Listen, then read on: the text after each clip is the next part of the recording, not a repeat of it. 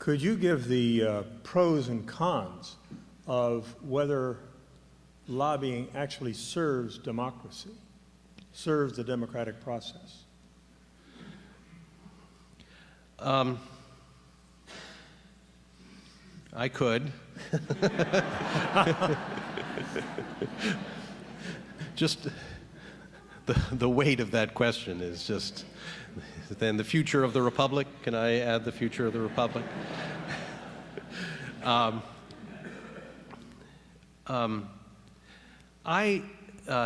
have been struggling with finding the right metaphor for what Washington has become.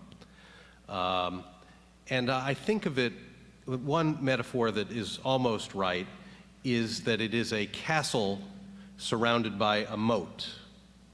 And there are only certain entrances to it. It is a very large castle, and you have to know who to talk to lower the drawbridge. You have to pay a toll when you get to the bridge. And once you get into the castle, you don't know where to go unless you have a guide to take you there, because the castle is so large and there are so many places to go. Is that good for democracy? Probably not. But as Churchill said, it's the, I'm going to paraphrase here, it's the worst form of government except for all the other ones, right? I'm afraid that the American public, and in fact, as we're learning, all of the people of all the world, when given the chance, are very entrepreneurial. And they fill a market by providing a service. And there is definitely the need for a service in modern-day Washington.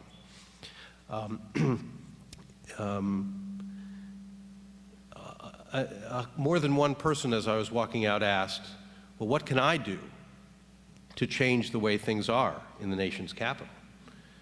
The answer is, there's absolutely nothing you can do alone. There are, I don't know how many millions, are there 275 million of us in this country now? Something like that? Is there more?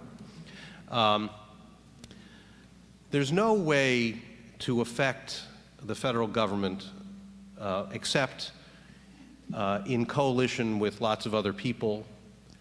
There are so many different interests that are organized in our country.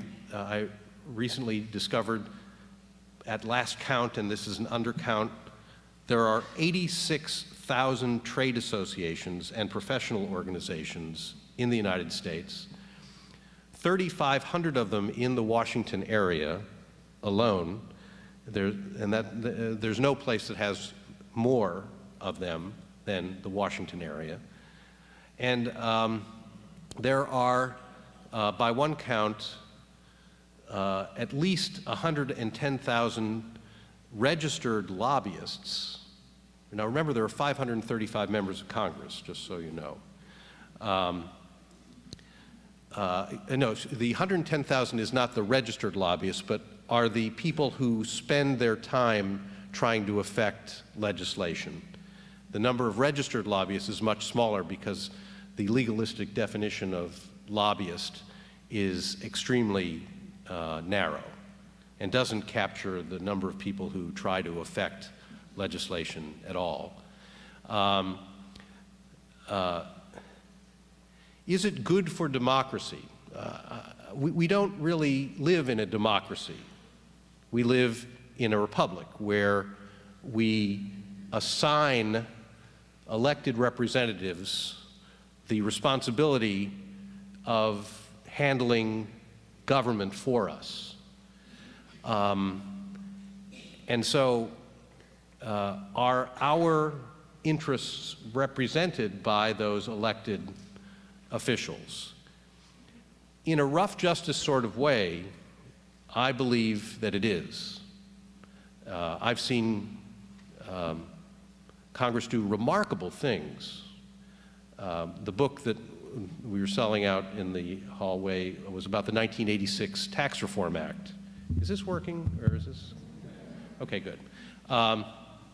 It's just, that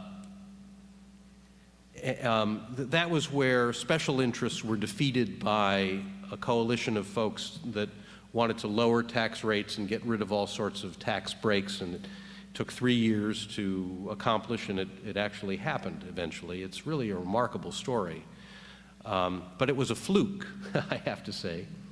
Nothing like it has ever happened since or is likely to happen again. And the world is a very complicated place.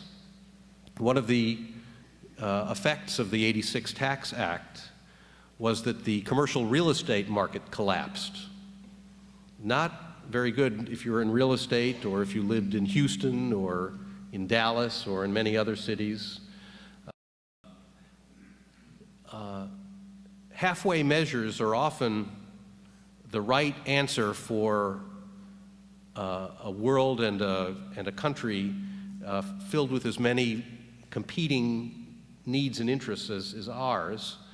And spokespeople for that, each of those interests, seems like a very good idea. It is a very ugly process, and it is inherently unfair. But